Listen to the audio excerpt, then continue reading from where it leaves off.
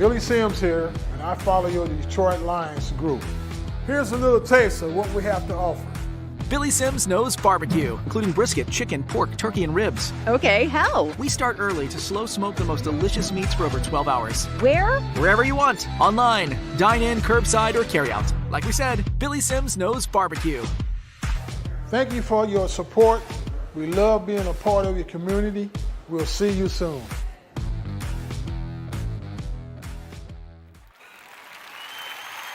Hey, good evening, everyone. Welcome to episode 12 of Off the Cuff with me, Andy B, and Will the Thrill over there. We're doing a little something different tonight. We're changing it up, and I will be your host for the evening. I don't know if Will's going to be very happy with this decision, but we're going to go with it and have a good time with it. Say hi to everyone, Will. Come on. Hey, what's up, everybody? Yeah, I'm sure I'll be totally fine with it, Andy. It's been a long time coming, putting this show together, and everyone has to get used to doing it, right? So it's Andy's turn to see what he's got. I have no worries, my man. So take it away. All right, awesome, Will. Well, good evening, Will. Tonight is a good episode, a special episode that Will and I have been working on. Tonight we are covering the quarterback man himself, Bobby Lane, and the curse that he has put down on our Detroit Lions for, 50 years. Right. The curse that's been going on for, I'd say, longer than 50 years. But first, let's get started here, especially if there's listeners out there who don't even know who the man is, because he is well before me or Will's time. Who is Bobby Lane? Well, Bobby Lane was a quarterback in the NFL from 48. Got drafted in 48 by the Steelers. Interesting fact is the Steelers, he didn't want to play for the Steelers when they drafted because they were the only team that was still running what was called a single wing formation. Without being able to describe it on a black and white board or a chalkboard, it was almost like a older version. You could almost compare it to like a wildcat formation. You had multiple stacked on one side, and the quarterback was almost to the right or to the left at the center. Bobby didn't want that. So his rights were quickly traded away to the Bears, and he played a third-string role at the Bears. And it's pretty unfortunate because he was promised a lot of claim to fame that he was going to get. And after that unhappiness, he got traded to now what is a defunct New York Bulldog team. He won one game with them and had some success, and then ultimately he was traded to our Detroit Lions, where he played until 1957. That's right, exactly. That's right, Bobby. That's right, Bobby. Thank you. He won the championship with us 52, 53, and 57. So for everyone who thinks the Lions are just a dog organization, no, in the 50s, we were actually one of the classes of the NFL. We had a lot of good times. Now, unfortunately, he was traded to Pittsburgh after that championship they won in 1957. The story goes is that he was so enraged and furious by this that he said that the Detroit Lions will never win another championship for 50 years. I would say 50 years was 2008, and that is when the Lions became the first team to go 0-16. 0-16, everyone. Disgusting. And I remember I watched that season. Will, I know you remember that season. Unfortunately, all of us Lions fans remember that season. Pure sadness. I still cringe thinking about it. But we thought maybe the curse would have been broken. And Will, I want to kick it over to you, but I want to start it off with saying that year they went 0-16. Who did they draft first overall? Matthew Stafford. Stafford grew up in the same town as Bobby Lane, played for the same college as Bobby Lane, and even more strange, he grew up on the same street and town as Bobby Lane. Everyone thought curse was probably over, right? Sadly, I'd say it's not. It's been bizarre for Mr. Lane. Will, give us some of this nightmare we've had about Bobby Lane and the curse. Well, there's a lot to discuss about Bobby Lane, kind of about who he was, the type of person he was, the type of player he was, the teammate. There's a lot that surrounds him, and it's hard to cover absolutely everything. But since you mentioned 2008, I think maybe we'll start there. And in 2008 was the 50th year of this supposed curse by Bobby Lane. And as the story goes, as you alluded to, when he was traded and he was infuriated by the trade, he cast down a hex, if you will, or a curse that basically stating, hey, I'm pissed, and I hope you never win for another 50 years. Well, it happened. The Lions won one playoff game, I believe it was 1991. 91. And outside of that, they haven't done a darn thing. So the year was 2008. It's the 50th year. The Detroit Lions are on the verge of making bad history, not good history.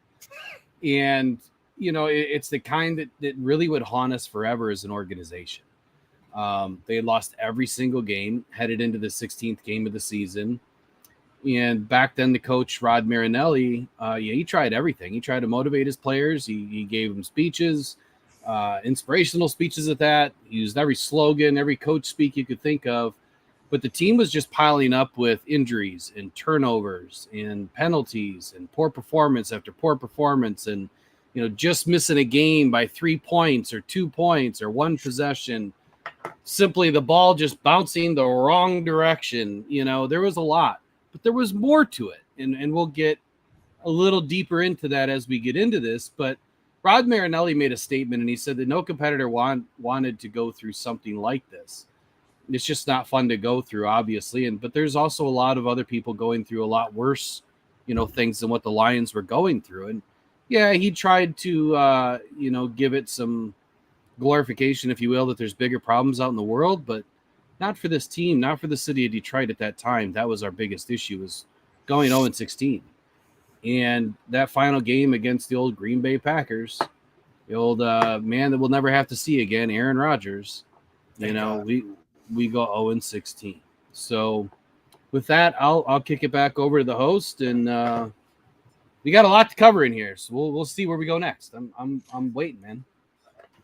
Well, the one thing I want to I'd like to go back to something about Bobby, because, the curse is going to be a very, very important issue that we're going to discuss with him. But let's go backwards a little bit, and let's talk a little bit more about, who was Bobby, like you had actually referenced after I kicked it over to you, Will, about the type of guy he was as a player, especially for his era, in the 50s, because it was a different game.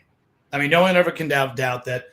30s, 40s, 50s, 60s, 70s. It was a different game of football back then. So, I mean, he literally, for his time, he threw for over 19,000 yards and 118 touchdown passes. I mean, he ranks 50th all time in the NFL history in passing yards and touchdown passes. And his play, I mean, it was awarded throughout his career. He had 6 Pro Bowl selections. He named MVP in 1958. And he got inducted in the NFL Hall of Fame in 67. He was one of the first players to receive that honor. And he's always going to be remembered as a legend for all Lions fans to come. He had 3 NFL championships, first team All-Pro selection, 52 and 56. He was 4-time second team All-Pro, 6-time Pro Bowl selection, NFL passing yards leader. So the stats can go on and on. He did have a very for as much as he loved playing football, he definitely liked to indulge himself too, Will. There was no doubt about that. He definitely liked to play football hard, and he'd like to play the nightlife even harder. Very, very not shy about imbibing his alcohol.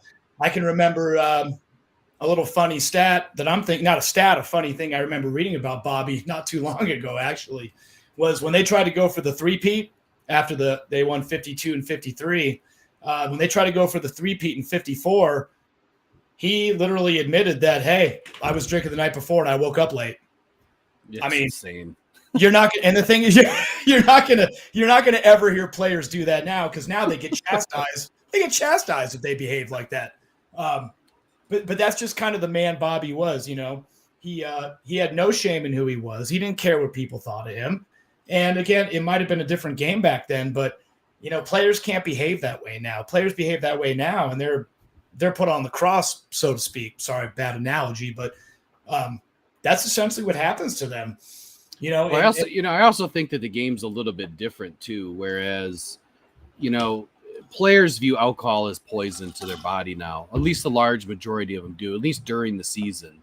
And they are so keyed and triggered on training these days that alcohol is a far shot. That doesn't mean that certain players don't drink. Doesn't mean that they don't drink during the week or anything. It's just they do it a heck of a lot less. As where back then it was from what I've read and from what I understand, it was a daily, nightly thing for Bobby Lane. But different times, different culture, and much different era in sports. So I agree. It was a much different era. So I know there's a lot of stats we want to go over, and I would like to break it apart though. I don't want to drown things out in just all his stats right off the bat. The one thing I will say before we go any further is, one thing we can say about Bobby is that he was definitely one of the most iconic figures in the NFL, especially with us Lions fans. He was before our time, like I said, Will, way before our time. You and I are the same age. I mean, this is the 50s. Never got to see it. I watched a lot of clips about the man. I don't know if you watch any clips about him, Will, but you just watch the way he stepped back in that pocket and the way he released that ball. Clean, no issue, no hesitation. I mean, he had a throwing stance and a throwing style that could really keep up with some of the best quarterbacks that are in the game now, I believe, from what I see. I'm sure it had nothing to do with the 24 pixel rate that we're watching it from too, that made him just look amazing. Because now that it's in 4K, you catch every little detail, every little hitch. So, well, yeah, that's a good point too. But either way, very impressive for the game, and I think the era he played in. And the one thing I noticed he did a lot was he was a read option quarterback. It seemed like he had no problem with, well, no one's open, I'm just going to take off with it. Yeah, he did like to run. He was a pretty vicious athlete. He was heads down, bulldogging his way through everything. He would drag players with him wherever he went. Oh, absolutely. No, he was one of those players where if he I know he wasn't the fastest player, but if he took off running, it took a lot to bring him down. And if he got free, he was gone. Probably alcohol in his body still from the night before. Yeah, he's probably trying to shake off that hangover. It's just all, sweating out of him. But, hey, again, different time. And it would have been a lot of fun to watch him in action, though. Probably would have been a lot of fun to have a drink with him, too, to be quite honest. So it would have been a lot of fun to watch the Lions win so much, so often for almost a decade, of just pure greatness of when the NFL was really starting to become I don't even know if it was called the NFL back then. I don't think it was. It was NFL, AFL back in the 50s still. So, yeah. Just, it just brings back the exciting times of what Detroit used to be. And during an era where 20 years before that, the old moniker, for Detroit as the, the sports town, it really began, when the Lions and the Pistons and the Red Wings, I mean, everybody was winning. The Tigers. Everybody was winning back then. And it was a fun place to be. So we need to bring it back, and I think we're getting close. I think we're getting real close. So, well, I want to dive into this thing with the curse, because I know this is something that's always been on the minds of all Detroit fans. I know growing up as a Detroit fan, my mom and my dad, for that matter, they're the one who taught me about the curse, because I had always wondered, why can't this team ever win? Why is it every time we watch games together, the only thing I ever had to look forward to is watching Barry run, and that one playoff win in '91 when I was 10 years old. I mean, that's all I had. And I always wondered, what was this curse? What was this spell, so to speak, that this man had supposedly put on this team? And well, I can my tell mom you, and dad told me about it. Casting out, put religion aside, put voodoo aside, put all the black clouds, or however you feel personally, or when you grow up and you hear about things, there's that stigma about curses or hexes or witches or whatever, right? I mean, there's generations and thousands of years old of words that have been spoken about these types of things. The voodoo dolls and that in New Orleans, and there's all sorts of weird little nuances to this curse thing. And for me, do I believe in a curse? I don't necessarily believe in it. I believe that if you believe in something, you'll allow it to happen. You'll allow it to manifest. And matter of fact, Aiden Hutchinson said this the other day, where he was talking to the press and he was talking about putting things out in the universe and it comes back to you. And it is a very difficult thing to speak to. I know what he's talking about, and I won't get into it, but there's, certain religions or certain ways of doing things where they practice, this manifesting and other types of things. And, it's what you put out is what you're going to get back. If you put out positive energy, if you talk positive to yourself all day, every day, and you do these affirmations, you're more than likely going to get positivity back, because that's how your brain works. And if you're thinking negative and you lose a game and you're like, oh, damn, that Bobby Lane, he cursed us. That's why we're losing. We just won 3 games this season because Bobby Lane cursed us. And as it keeps rolling and the tradition keeps going, and team after team, they talk about it, and it's in the building, and it's everywhere, right? I mean, it's infected the fan base. Now it's infected a whole entire city, and now it's national, and then it's a big joke. And the Lions are a joke, if you will, for a long time. So do I believe in it? Not necessarily. Do I believe that it can be self-inflicted? I do. And I'll leave you with that and pass it back to you. Well, I'll tell you right now, in terms of, because, this debate on if it's real, do you believe in it or not? I mean, this has raged on since, let's just call it what it is. This has raged on since the day that he said that they'll never win again for 50 years. Coming up as a young kid, like I said, I've always been superstitious. I've always been a firm believer in that type of stuff. I believe there is. I believed in that curse up until 2008. I think after 2008, I started saying, well, let's look at the big picture. I mean, this organization run very poorly. They've had a lot of the wrong people in charge and whatnot. And that is something that can happen to every organization. There's organizations in any type of professional sport that are run poorly and never have any success. I think that was one of the biggest issues with the Lions. Now, that's not to say have they had bizarre things happen even after that 50 years expired. Jim Shorts rule, Calvin Johnson rule. I mean, the Seattle batted ball rule. I mean, Will, you can name these things off too. I mean, there's been some the biggest one for me, the 10-second runoff game where Golden Tate, scored a touchdown, but they, reviewed it and said, oh, not a touchdown, blah, blah, blah, and the rest is history. I think the curse is gone. I think now Lions fans have to have that conversation with the universe and believe that we're headed for better things now. I, for a long time, felt the same way that, that Bobby Lane, he's doing this to us. I don't feel that way anymore. Now when I see something happening, I'm looking at what's happening on the field and say, guys, or the coaches, the play calling. That's kind of how I'm looking at it right now. What's funny about 2008 is it's the 50th year anniversary of the curse, right? Right. And you got a little old man sitting in Lubbock, Texas, in a nursing home with a glass of whiskey in his hand, watching the Lions lose. And they go 0-16. That little old man was Bobby Lane. And he lived out the day to see this 50-year curse come true. And how fitting of a fashion. And I can see where people might believe in a curse because it's the 50th year. You spoke to the similarities between Matthew Stafford and Bobby Lane. I mean, that's just insanity to me that there's so much coincidence. And now it's the 50th year, and they have the worst record in football and go 0-16, and they're the first team to ever do that. Not the first team to never win a game, just the first team to go 0-16. Yeah. So kind of a fitting ending to the 2008 season. And you're absolutely right with all of the bizarre endings and all of the weird stuff that has happened with the ref calls. And even coming down from the command center, the NFL command center, and plays being overturned, and the Pettigrew no pass interference calls. But yeah, the Calvin Johnson rule, which sparked the debate the following season when it was initiated after that whole debacle during the game.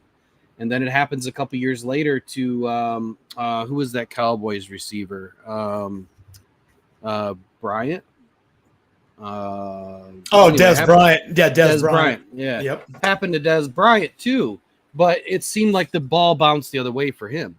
So yeah, there's a lot of weird things. There's a lot of bizarre issues that have taken place on the field in Detroit. And you're right about one thing. Being a very poorly managed team, I think it happens for many reasons. You entrust in the management that you hire to lead your organization. As a chairman, William Clay Ford Sr., He was a player's owner, right? He cared more about the players than I think he did about wins and losses. I don't know that for a fact. That's just kind of what you read over time. And Sheila, I feel, is a little bit different, where she cares about everybody. She cares about the field or the game on the field. She cares about the organization. She cares about the financials. She cares about the culture. She cares about everything. And I think that that's why we're seeing a heck of a lot better product on the field. But no matter what seems to happen, this is always going to stick in the back of our minds, and it's always going to be there. Did it exist? Does it still exist? Are we just in this mood right now that, okay, we've got a nice shiny new toy that's hot for a minute, and is it going to fizzle out? Is it going to happen again? Are we going to get bit by the end of this season or midway through the season? I hope not. I hope not. Yeah, and I hope it doesn't happen again. I hope that we have a very straight-lined, period of success where we're winning 10-plus games a season. What's up next? I got some few things to share in a little bit, but what's up next? Well, I wanted to touch on, some of the, kind of going back to it. You just kind of triggered a couple of thoughts of, some of those games, just as a refresher to people who may not know about the games we're talking about. Let's go to the Dallas Cowboys Lions game. That was 2014. Yeah, 2014, I remember. And the Lions, anybody who didn't see that game, the Lions, they were the class of the field the whole entire game. They outplayed them. You remember, Will. They outplayed the Cowboys that whole game. And then that bizarre pass interference on Hitchens, on Pettigrew, and then they pick it up and call it back. And I'm going, and there's actually a video feed you can watch on YouTube, and it was actually Stafford was venting about it, and they were in Dallas, and he basically said, I've never seen that before in my life. And the last thing he said was home cooking, because in Stafford's eyes, they favored the Cowboys because they were at home. And that was one of the most bizarre things I ever saw. Go back to that 10-second runoff rule. Golden Tate scored a touchdown. They called it on the field, but then they overturn it and they say, well, 8 seconds were left, 10-second runoff, game over. There was people that didn't even know that rule existed for that situation. It's just, Calvin Johnson's football move. Come on. That one to me is the biggest joke, because I thought when the ball broke the plane, that was a touchdown. And maybe I'm interpreting it wrong, but, he catches that ball, he comes down in the end zone, and they say, oh, didn't complete the pass. Or didn't complete the catch. I never understood that one. I really didn't. Well, to touch on that, though, there is two schools of thought there. As a running back, when you are established as a runner and the ball breaks the plane, yes, you are in. You can break the plane, fumble the ball, it's touchdown. Right. As a pass catcher, you have to come down with the ball with 2 feet in bounds. And if you go to the ground, you have to maintain control of the ball through the impact, right?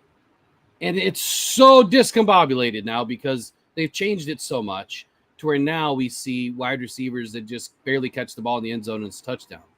And then you go to watch a different game and they'll do more, than what they did in the previous game, completing the catch, and they don't call it a touchdown. So the NFL's really screwed things up from that perspective, where they put this Calvin Johnson rule into play, and then however many years, 8, 7, 10 years later, now it's like we're back to where we were prior to Calvin Johnson. So it's almost like the NFL initiated a rule just to make themselves look good. and for ruining the Lions seasons, because that's what happened. There was many seasons we were this close. We wouldn't have been deterred to the NFL if we would have won just one more game last season. In the Seahawks whole thing last season, in that game prior to the Lions playing the Packers, there was 5 missed calls that were so blatant in the last 3.5 minutes. And I posted a whole video about it. I screenshotted everything. I did all the video. I drew all the arrows. I showed everybody what happened, and none of it was called, or it was called wrong. And I feel like the fix was in. So when you go back to this curse thing, I feel like maybe did the NFL use it as a crutch to say, well, if we blow this game for the Lions, they're just going to think they're cursed anyways. So, we can blow the game. We can call it our way. We can make sure the other team gets in. Maybe the NFL is scripted a little bit. Who knows? I don't think so, but who knows? I don't know. I feel like whether you believe the fix is in or the curse is on, there's just been too much. There's been too much bullshit, excuse my language, that's happened to the Lions that really puts a sour taste in your mouth. And I'm just glad that Dan Campbell, Brad Holmes, and this whole new regime in Detroit are putting it back together the right way. And they're not going to stand for this crap. They're going to hold the NFL accountable. They're not going to cower away when something bad happens on the field. And they're not going to not stand up for their players and this team and this city and the fans and all the hardworking people that are, putting all their money into these tickets and everything else. So there's no curse, man. I just feel like it's, at least I don't think there is now, if there ever was one. I just feel like it's bad management and the NFL doing what they want to do. But I agree 100%. And I have to say, did you heard about what had happened after, I think it was 2008 or whatnot. You heard about what Peyton Manning and Jeff Daniels did. Try to do they try to do that little voodoo act where they rode through downtown Detroit in the 57 Lincoln, which was the last year they won the championship. Yep. And then I remember they visited all of Lane's favorite establishments, drank his favorite drinks, sang with him a little song. And they were going to go at nothing to send Bobby Lane's hex back to where it came from. And they gathered in the end zone at Ford Field, where they filled a bathtub with Bobby Lane's favorite whiskey and salt. And Daniels read the mystic incantation, casting out Bobby Lane's black cloud curse and restoring the roar in Motown. Yeah, they did that last season. I want to say it was week 3 or 4 or something on Peyton's Places. It was early in the season when they did that. And yeah, Jeff Daniels is a lifelong Lions fan, man. Big time. He's definitely, one of the heartbeats of Motown when it comes to Detroit sports. So I was ecstatic when I saw them do this. And I watched it again, of course, this week 4 or 5 times. Yeah. Just because I want to make sure I didn't miss something, No, I saw it, but it's funny. But Will, I'm thinking about this though, and I know you and I have kind of gone back and forth with the whole, is it a curse, not a curse? Do you believe it? Do you not believe it? But the fact that they did that early in the season, and it was red because I don't like to go back to the beginning half of last season when we really looked just bad. But I wonder, since they did it a few weeks in, could there have been something to it? Because once again, look at how they finished. Look at how they finished their offense. The defense improved. Goff, you and I have said this several times in a few of our shows and in conversations. Everyone knows I'm a Goff fanboy. Goff lit it up. Good God in heaven, he lit it up. I mean, sometimes I wonder if there was something to it. Could there have been something to it, to what Peyton and Jeff did? Or could it have been just a weird coincidence? I don't know. It depends on what you believe in. Considering I still have a little bit of belief in that curse still, I think it actually might have done something. Only way we're ever going to be able to tell, though, Will, is that if it carries over into next year, which, not to go too far off topic, but I think it will. I think we're going to be fine. To finish the season that we did, and we were watching that game, Will, I remember. Seattle, why could they not have lost? We would have made it. Still makes me crazy, brother. Well, when you talk about the whole Jeff Daniels thing, in the coincidence with the Lions turnaround. So when you look back at it, they fired Aubrey Pleasant. It was about week 5, I believe, was the first week without Aubrey Pleasant. And it was about week 9 that things finally turned around. And if this was week 3 or 4 that they supposedly cast out this curse, is it just another excuse? Is it a coincidence? Or does it really kind of show us, was the NFL kind of scripted to a degree? Because, I mean, why would they even have thought for 1 second to do this episode on Peyton's Places at this point in time? Why did they do it in 2022 and not back in 2008? Now, I grant it, Peyton was still playing football. The show didn't exist, but you get what I'm saying. I do. Why wasn't something else done about it a long time ago? But all of a sudden now it's changed. And is it changed because Dan Campbell's the right coach? Is it changed because Brad Holmes is the right GM? Is it changed because everybody in Detroit is on the same page and going in the right direction? All but one individual who I am going to make a comment tonight about when we're done, about a certain Lions player that I'll wait till the end, but a certain Lions player that's kind of causes some commotion in my opinion, but I think I know who you're talking about, but we'll save it. Yeah. So I got a few facts and funnies about Bobby Lane. So if you want to know more about this individual, Bobby, and he was a revered player. He was also an amazing, athlete. He was very well known, obviously, in the city of Detroit. I mean, when you are a Super Bowl winner or a championship winner multiple years in a row, and you're winning at a high level, it's the 50s. You know what I mean? You are God's gift to green earth to these people. And a key indicator of Lane's stature in Detroit was the fact that he would park his car sideways on just about every sidewalk. He didn't park in parking spots. He would park on the sidewalk. And can you guess where he would park? In front of a bar. Of course. Almost every parking spot was a bar. Okay. So Bobby was just the king back in these days in Detroit. There's just nothing short of saying that he was the king of Motown. But in the early 50s, there was also a huge billboard that was erected across Michigan Avenue facing Briggs Stadium. And this double-sized board had a huge figure of Bobby Lane on it, wearing his big blue number 22. And it had a football in his hand that was kind of going like this behind his helmet, like he was passing the pigskin, right? And I mean, it was just an awe-inspiring, big board, if you will, big billboard. And then the football was like the size of a 52 DeSoto. Just a huge behemoth of a football is what it looked like. A big car. So, like I said earlier, Lane's car was often found on sidewalks across Detroit at just about every watering hole that the man frequented. And that would also, mean that Bobby was out on the town. And when he was out on the town, watch out, because he was a handful. And he didn't really care for all the niceties. He didn't care about cars. He didn't care about belongings. He didn't care about any of that stuff. He cared about football, and he cared about his glass of whiskey and having some fun. So he felt that by parking his vehicle took too much time away from his happy hour. He wanted every minute that he could get, every second that he could get in happy hour, even though the man probably never paid for a drink, in his entire life in Detroit. No.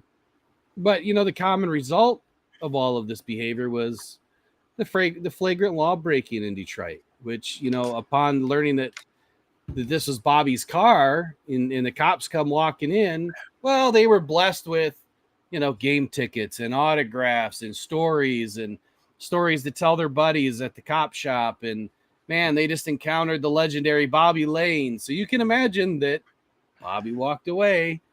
And of course he walked away. Of course. But there's an even funnier little story here about a situation. Remember Joe Schmidt, who we did? Or did we do Joe Schmidt already? No, we didn't do Joe Schmidt. I think we didn't do Joe Schmidt. No, he is. So Joe Schmidt, former Lion player and coach, tells a story of bar hopping with Bobby. How they're out one night in the 50s. Bobby pulled up to the front door, the same front door in the show Peyton's Places. Remember how he parked up on the sidewalk? He did that for a reason, because he's emulating what Bobby would do. And so he parked right up at the front door of this watering hole. And then, he pulled up to the front door. The cops filed in, demanding to know who had parked in the walkway. Joe feared the worst. Joe Schmidt, okay, Lions coach, fears the worst. Oh, man, we're in trouble. What's going to happen? Is Bobby going to lose his you-know-what? So his fears kind of were eventually banished when he found himself back in Bobby's car as it sped up Grand River Avenue with a police escort to the next bar. Red sirens and blazing, red lights going off. There goes Bobby Lane, drunk as a skunk, to the next bar with a police escort. Go, Bobby. When you say that the man was a legend, he was truly a legend in Detroit for all of the wrong reasons and all of the right reasons. Right? It was a perfect balance. There was, but there was also a balance to his personality, and Lane often seemed like it often seemed like he would kind of force his charismatic personality on others, or he seemed a little bit hot-headed too often. But he was also no BS when he was on the field. The Lions were not only really good back then, but they played a very kind of dramatic style of football. And it was dramatic at time because it was led very ferociously and completely by Lane. You spoke earlier to him not being afraid to run the ball. Well, when he ran the ball, he ran it ferociously, and like I said, he would carry 2 or 3 guys with him on his way to the end zone. But the Lions exhibited a unique style of comeback football, a lot like what Matthew Stafford did, and it was during this penchant for erratically cruising through 2 or 3 quarters of the game, really not doing a whole lot. And then out comes the fourth quarter, and it's like Bobby Lane just kind of wakes up. And he wakes up, and the next thing you know, the Lions are pulling out the game in the fourth quarter. But there was times where he would find himself on the field just screaming at his players. And it just so happened that in front of 50,000 fans, the one little hotshot halfback, and I don't know the player's name, gave Lane some lip service about all of his criticisms during the game. And in the huddle, Lane grabbed him by the face mask, dragged him across the field, threw him onto the sideline, and told Buddy Parker to keep this blankety blank out of my huddle, went on to win the game.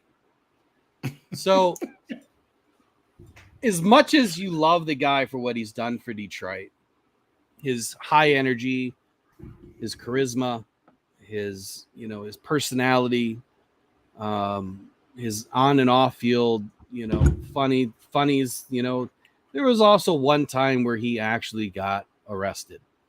And this one just, man, does it throw the icing on the cake so tall.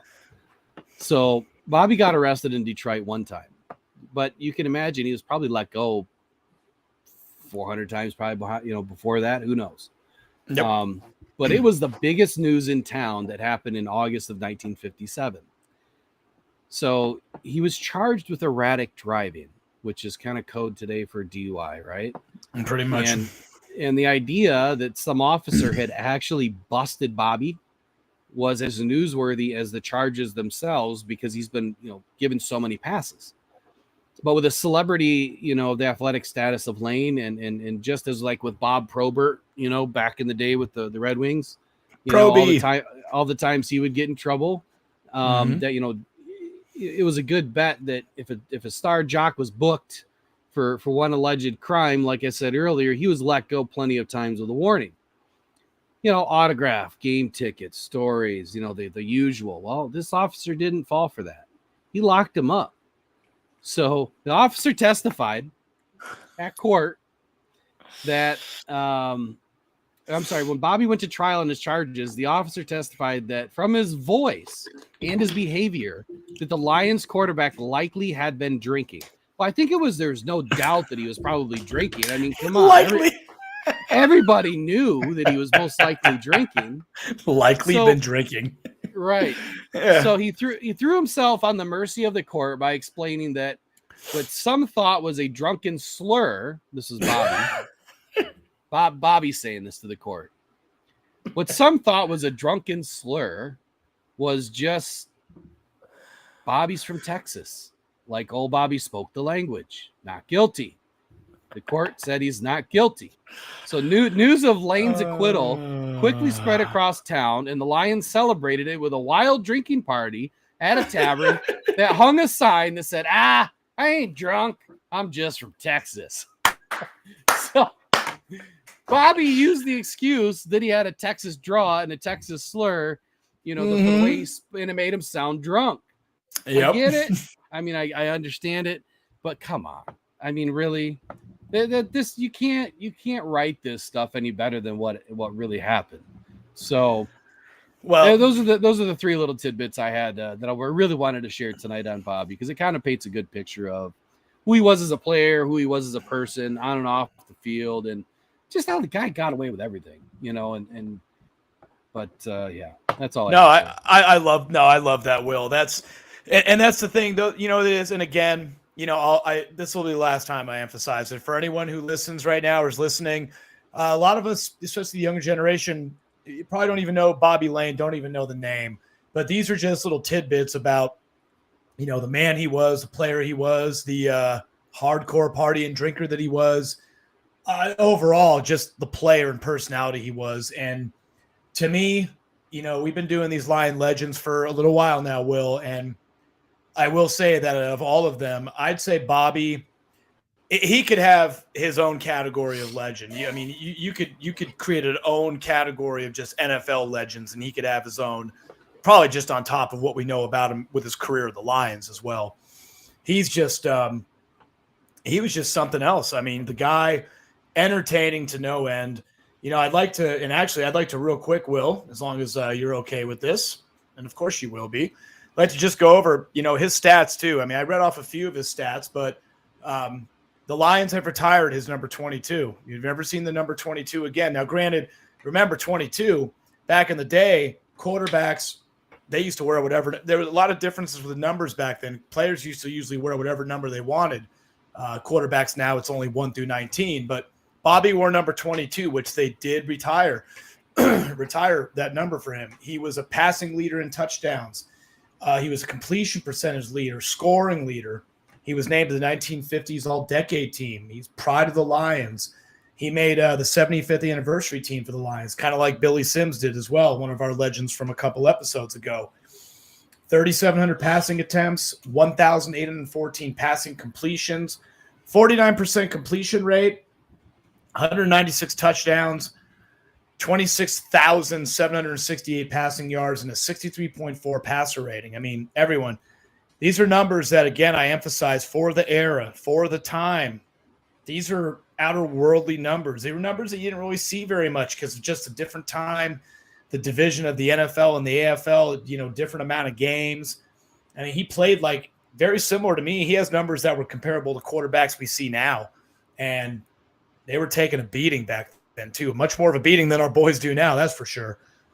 So, You know what's even more astonishing than his numbers in the pros, not even just the Lions, but if you go look him up and you really look at what he did, I mean, this guy has an amazing amount of stats. oh God, yeah.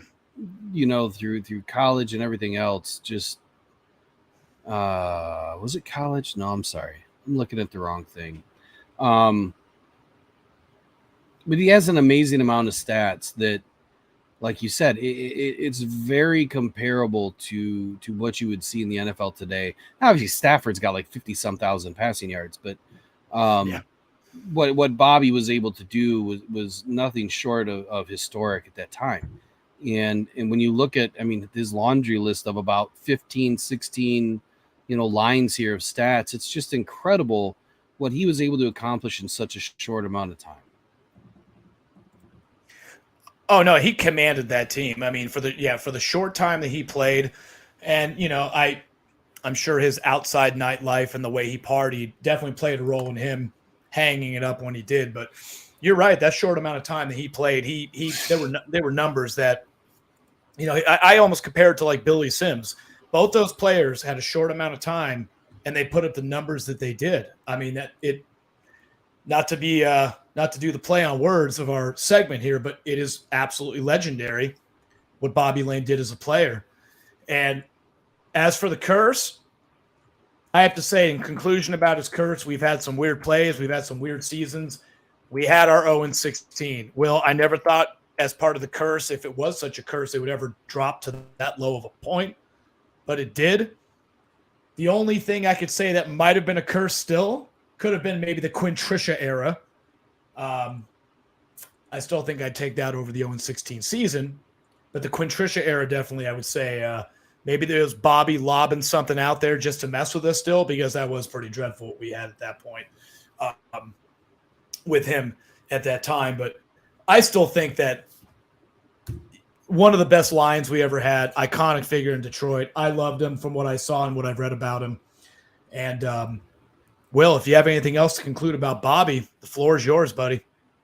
Well, not so much on Bobby, but what I would like to let everybody know is if you want to learn more about the Lions legends, make sure you visit rockedonpodcastnetwork.com and check out the blogs, which we call them blogs, but we do a lot of articles. There's some op-eds. There's a lot of new and exciting content that's going to be coming out soon.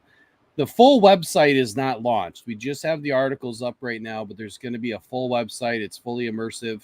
It's going to be launching really soon, but then visit all of the Rock Down Detroit Lions Facebook page.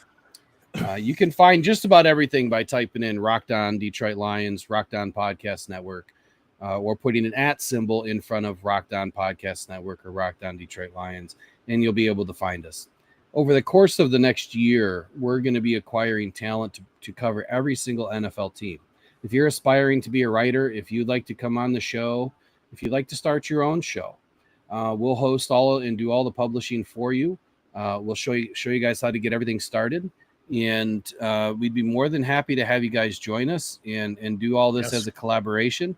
There's a lot of opportunity working as a collaboration, and we got Yui in the comments here. So give us a shout. You can reach us at info@rockdownpodcastnetwork.com. You can always DM us through the social medias. But definitely get out and check us out on Rock Down Detroit Lions and rockdownpodcastnetwork.com. And let us know, how we can help you, or if there's things that you want to see on the show. We do have a lot of new things in the works, but it's going to take some time to put it all together. So here's a comment here by Yui. Let me see if I can put it on the screen here. Hi, everyone. I've heard of Bobby Lane before, but I wasn't too familiar with him. Thanks for sharing the insights. It's cut off there about him. Yeah. And wow, what a beast, to be honest. Yeah, he really was. Bobby was incredible. The thing about Bobby was he was the quarterback on our championship teams back in the day, right? Yeah, it was the 50s, Yui. Yep. So the thing, and Yui, you can go back on the YouTube. And that's another thing. Check out the YouTube. If you guys want to watch our shows, please watch it from the YouTube if you can find it.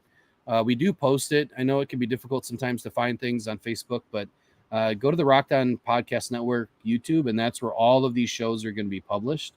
And anybody that wants to start a show, that's where we're going to publish everything as well. But we'll save those conversations for others that would like to reach out and start talking collaboration. So I don't have much more to say on Bobby other than I'm glad that Jeff Daniels and Peyton Manning did what they did to raise some awareness about this dreaded curse, right? Or the thought of a curse, and do something about it. I'm ecstatic that the Lions finally have the right people in office, on the field, in the coaching room, and definitely as a general manager that are really making the difference right now. Curse or not, it's not going to hold this team back. The way you break it is by winning. The way that you keep the refs out of the game is by winning and putting points on the board. Yes. You stop your opponent, right? And that's how you put all of this to bed. And that's what Dan Campbell and Brad Holmes are going to do. They're going to put it to bed the right way, and that's by winning. So expect a lot of wins. Expect that the Lions have reached the floor, and we've got a long way to go. And we're going to get there. And we're going to get there 1, 2, 3 wins at a time, and that's okay. It's just going to come in bunches at times that's going to make it even that much more exciting. But I do have one other thing to end with. We'll talk regular football here once we're done with Bobby. So I'm all set on Bobby Lane. Bobby, my hat's off to you, even though you kind of gave us a curse, buddy. You did a lot for the Lions back in the 50s. You made us a relevant football team. I gotta say that every Lions legend deserves to be in the heart of a Lion. Yeah, and even though there's a stigma surrounding Bobby Lane and that asterisk, he will always be remembered for what he did for the city of Detroit. And to me, that's okay. So that's all I got on Bobby Lane. Yeah, I'm going to finish it off with saying the same thing too. And, again, I can, I have to say my hat's off to you too, Bobby. I wish I could have been around when you were playing live, to see how it was. I know my mom and dad shared some stories about they kind of saw him play on TV, as limited as it was back in the day. But My mom, especially being a Detroit native, would say the same thing, that he was absolutely electric to watch on the field. Was a phenomenal player, and was a really good a good aspect for the city of Detroit. He did a lot of good. So Bobby, our hats are off to you, and that's all I have to say about Bobby as well, Will. But I want to kind of shift it again real quick here, Will, before we end the show tonight. I know you said you had a name you want to throw out there, but before you throw your name out there, I want to get your thoughts on this. I read an article earlier this week about the Lions OTAs. I'm not going to say where I read it from. I think it's irrelevant. But the first day or so, whatnot, of OTAs with Jared Goff, they are ringing and pushing the panic button because he was having a hard time connecting with some of his receivers, overthrowing the ball, whatever you want to call it. And they're saying that this is like a panic situation, as if his career is going to end. I can tell you right now, Will, I don't value OTAs any more than I value preseason. I think these guys haven't played for a while, and maybe it sounds like maybe I'm defending Goff, but I would say this about anything in OTAs. These guys haven't been on the field for that long. There's new faces. There's new schemes that could be thrown. I just think this is something that this is further – the media just wants to make something out of nothing. I mean, Will, how do you respond to something like that if you're reading or hearing about this? So I can tell you this. It's freaking June 1st. So thank you. There's not, and when these things come out, it was May. Look, there's no Super Bowls won in May. There's no playoffs won in May. There's no games won in May. And right now, who is Goff playing with? Come on, let's just think about it. Who's he really playing with right now? He's not playing with all the starters. They have zero continuity right now after coming off an off season. You got all these new rookies that are getting the large majority of the time. And that's who he's throwing to. Now, that was like practice 1 or 2 that he had some difficulty. Yeah. The next day, he lit it up. I know. So, people, other media, this is exactly why I wanted to get into media. I'm sick and tired of all of the BS that gets spread out there for clickbait. Yes. Look, there's a reason and a rhyme to use, attention grabbing headlines, but there's a big difference when you use clickbait. Okay. I'm not going to throw somebody underneath the bus just to get some people to click on things. And maybe that's a bad business strategy for me, right? That I shouldn't do that. But we want to bring the truth, honesty, and transparency into things and try to do things the right way by telling people what's going on in a form and a fashion that is honest. If he's having a bad day, he's having a bad day. But does that mean I'm hitting the panic button in the ejection seat and saying, "Oh, Goff's got to go"? I mean, look, Goff's going to be here for the next 2 seasons, no matter what. And maybe more. He's probably going to get extended. I'll go back to what I started off with. There's not a damn thing won in May or June. When we get into training camp and we're getting towards the first preseason game, and if Goff is struggling then, I might be a little worried, but I'm still not going to panic. Thank you. I'm not going to panic at all until it's week 1, and I'm going to give him a pass in the first game because it's freaking Kansas City. But then again, I expect these boys to come out and play. So.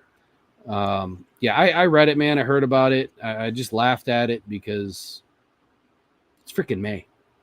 You know what's really sad though, Will, actually, just to kind of piggyback your point, you give him a pass if he loses against KC. The problem is there's so many Goff haters right now still that if he loses against KC, I don't care if he gets blown out or if it's a close game, there's going to be fans still calling for his head. I don't understand the logic with people sometimes. See, but the problem is they're not going to look at it from a whole game perspective. No. Last season, the first 9 weeks was lost because of the defense. Now there was maybe 2 games, Patriots and Cowboys game, that Goff may have had a little bit of trouble. Definitely with the Patriots, got blanked. But the Cowboys were at least in it, and then they were out of it. The defense lost those games. I'm sorry. If you're allowing 40 points, 30 points, 46 points, 35 points every freaking game, You are not giving your offense an opportunity to do anything. But what did Goff do?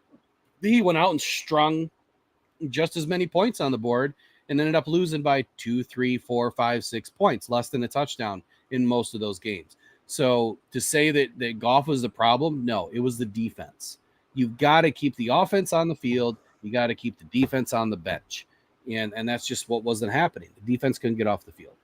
So, well, and that's what I'm saying, because I've read a few. I've gone on some of the pages that we look at, or whatever you want to call it. I saw an argument one time saying that there was one gentleman that I was kind of going back and forth with, but one of the comments he made was, "Hey, if it wasn't for Goff, we would have been better than 9-8." I'm going, wait a minute, wait. So our defense was god awful. How was that Goff's fault? Goff went back out there and did what he needed to do, and that whole offense did. If the defense isn't holding back their offense, how do you blame Goff for that? Was Goff out there in the defensive line? Was he calling the plays and the schemes? I don't understand. I'm sorry. This gets me so irritated when I hear and I see this nonsense. Anyway, I had to. Sorry, so buddy. You tell me what lineman position did Goff line up in, because that's where we had an issue. It was interior defensive line. They couldn't stop the run, and then it was in the cornerbacks. They couldn't communicate. They couldn't stop anything, and they were playing to bend and not break, but they were breaking and barely bending. So what did everyone think? What did they think? That he was Alex Anzalone in the field? He put a wig on and stuffed himself up to look bigger? I mean, come on. It's just nonsense. But, well, honestly, okay, so you got me intrigued now. What is this one player you're worried about? You brought it up, I got to know. I hate to even bring it up because it's the same player that just got crucified by the media again at Dan Campbell's press conference, right? So J-Mo continually gets beat up about the gambling issues and the maturity issues. But there's something that needs to be said here. How many other Detroit Lions are being talked about in the press? None. I don't think I need to make my point any more clear. I agree. J-Mo has been nothing but in the press for all the wrong reasons since day one. and if he's the cancer, and I'm not saying he is, but if he's a locker room problem, if he's going to become this guy that is constantly in the media for all the wrong reasons, not scoring touchdowns, hell, he can't even get on the field. Right. And then you're in front of the media, you tell them that you don't need to remember what you did wrong. I mean, come on. You know that you had about 30 conversations with everybody in the PR team, the head coach, the general manager. I'm sure some of the player captains all spoke to you about everything. I'm sure as soon as this happened, you had a huge meeting with the entire team. You know exactly what you did wrong. Now, whether he was told to say that because of legal purposes, if there was going to be an appeal, which they can't appeal this, so I wouldn't think so. Right. Admit it, man. Just admit it. Admit it and move on. You say that you want to move on and you want to move forward, that when things like this happen, all you want to do is move forward. And I totally supported him the other day when he said that. And I said, that's a great position to be in, or a great position to have. You just want to move forward. I think that's a great position for everybody to have. You want to move forward, but you can't move forward until you internalize it and accept it and then not make the same mistake again. Now, the reason why I bring up the media and why I'm saying that this is an issue is that what it tells me is that the Detroit Lions are bringing in the right people, the right players, because they're not in the media for all the wrong reasons. Now, Stanley Berryhill's gone, CJ Moore's gone, and you had J-Mo Williams. Who was the fourth guy? Why am I not remembering who the fourth guy was that got in trouble? Was it Cephas, I thought his name, or something? Cephas. Oh, it's Cephas. Yeah, it was Cephas, yeah. So none of them are on the team anymore. And now there's a fifth Lion. Either a former player or not a real high profile player that was on the team last year that is also in the new investigation by the NFL. So it'd be interesting to see what happens there. So what I'm trying to point out here is the Brad Holmes and Dan Campbell are bringing in the right people. Right now we have a problem with one individual that's still on the team who's creating bad press. Now, I feel like it will go away. Hopefully, he doesn't get in any more trouble. Hopefully, It should. he can keep himself out of trouble while he's not able to play, and he's at home for basically 3-4 weeks because he can't be anywhere near the facility. He can't be at the games. He's basically got to be a spectator from home for 3 or 4 weeks. If that were me, I wouldn't be going on vacation. I'd be getting my butt in the gym. I would go find a quarterback that's not playing anymore, and I would go run some routes. And I would stay in game shape. Of course, it has to be allowed by the team, right? They have to approve it. But if they approved it, do it. Here's my challenge to the NFL. You don't want these players to bet, right? But yet you're willing to pull in these millions and millions and millions and millions of dollars from advertising revenue from all of these gambling facilities, advertisers, and everything else. Okay, Exactly, great. You have every right to do that. But here's my challenge, and this is so stinking simple. All you have to do is lock down the IP addresses at the facilities. Shut it down. If you don't want them to gamble, you shut it down. You make that IP not accessible, right? Exactly. Then you don't have a problem. Right now, you're expecting people not to go on their phone and to go to a website that is just like secondhand nature to go to. Now, betting on NFL, no, hell no. That should never happen. If it happens, you're gone. Doesn't matter if you're in a team facility or not. It shouldn't happen because you're an NFL player. But for everybody else, it's very simple. I don't know if, you know, I'm not going to say where you work, but if you were to go on your company computer, there's some places you can't go to certain sites. Like you couldn't even go to Amazon or, you couldn't go to certain sites because they block it all. They don't want you doing personal stuff. Right. Now I get it. They're grown men. They're grown women, just like everybody else is that goes to work and has a job. But you have the right to lock it down.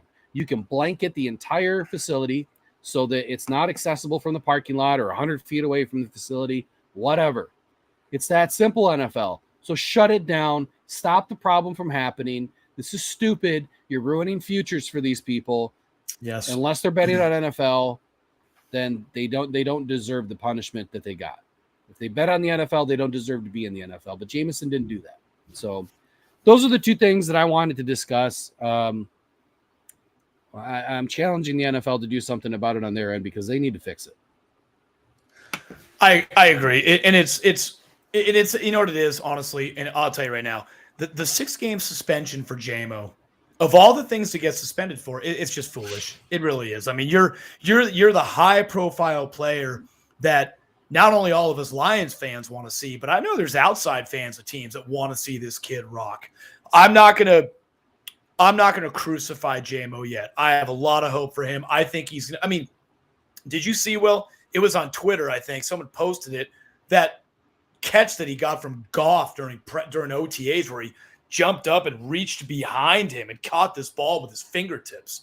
Granted, it's an OTA. They're just practicing. But, I mean, that alone right there showed me this kid's got some talent.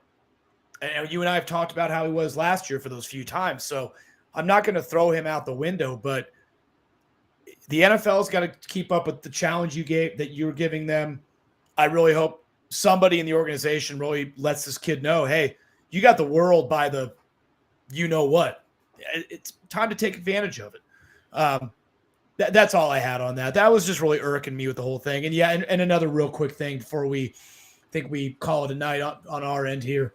I listened to Dan Campbell's presser this morning. Yeah, I mean, they're asking Dan Campbell questions, and even Campbell is just like, you're still going back and forth about the gambling thing, aren't you? You know, hey, enough already. Let this rest. How about you ask the questions about, hey, how's everyone doing? How's OTAs? We excited? I mean, they're not doing that, though. And this is the stuff. Well, I think the reason why that, I think the reason why it happened, though, too, and I understand it, is this is the first time really the press has had an in with JMO and the rest of the Lions. I mean, there's been press conferences, right, with Dan Campbell and the rest of the organization, but JMO's largely been tucked away off to the side. This is the first time they've had an opportunity to really come in and speak with him, where he's been available to speak with the media. But why they went back to Dan Campbell and grilled him all over it again, I don't understand it. But what I do understand is the reason why they're doing it is they just had the ability to speak with Jameson about the whole issue. So Right. Yeah. yeah, I'd say that's all I got for tonight. We're gonna get back at it next week, Thursday, for sure. Yep. I don't really know. I don't know. My laptop's got to go into HP, so we might miss a week. We'll find out. Maybe I'll do it from my phone instead. We'll see. We'll see what happens. Yeah, fun times with the laptop, man. I'm sorry. Cool. I'm sorry, Will. You get it figured out, buddy. Well, everyone, I will say thanks for everyone in listener land out there tuning into us tonight. We appreciate all your support. Please always go to YouTube, like, subscribe to our channel. Like Will alluded to, our Rocked On Podcast webpage will be launching soon. Right now, it's just articles, but anything that we cover, you can read about. You can always rewatch our shows. Check us out on Facebook, Instagram, all the major platforms. We're there. For Off the Cuff, Rocked On Detroit Lions, I'm Andy B. Will, good to see you tonight. Great show. I got one more thing to throw in there.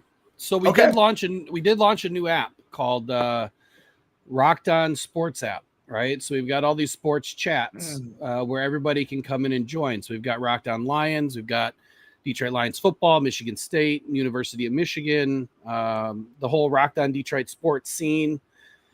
And these chats are interesting to where, unlike Facebook, where you have to be friends with people, okay, to bring them into a group chat, this group chat is worldwide. So anybody that finds it, anybody you share the link to can join. They don't have to ask for permission. They just need to know where the link is to join. So pretty soon here, we're going to start putting some QR codes up and getting it out there so that you can start sharing this around. But share it. The more people you get in, the more people you're going to be able to chat with. It's in the infancy stages. So if you join now, you might only see there's a few people in. But as it gets rolling, this is going to grow to 1,000, 2,000, 10,000, 100,000 people that are all in this chat, that are all fans. And I'm sure there'll be some trolls too. But they're going to be all fans of a team or a sport, and it's going to be exciting to be able to chat with people around the world and see what everybody else's views are. So, like Andy said, thank you all for joining tonight. Please visit all of our socials and YouTube. Look for the link tree on the Facebooks. And Andy, great job tonight. Thank you for hosting tonight. And I'm Will Rock with Rocked On Sports Journal and Rocked On Podcast Network. Y'all have a great evening. Take care, everyone. We'll be back at it here about another week or so.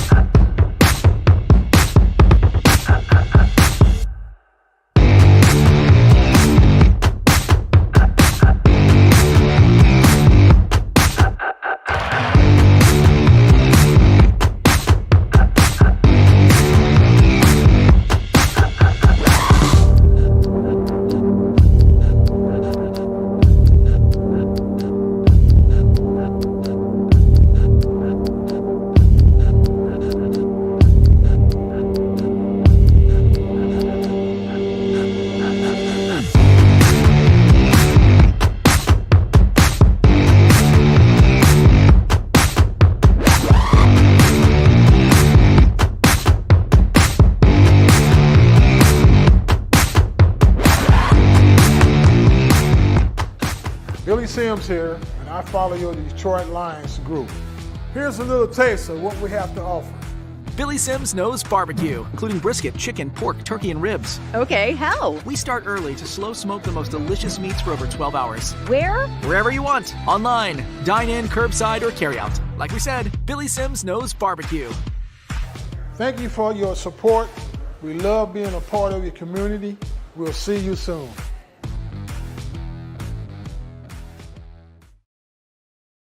Michigan State, University of Michigan, the whole Rocked On Detroit sports scene.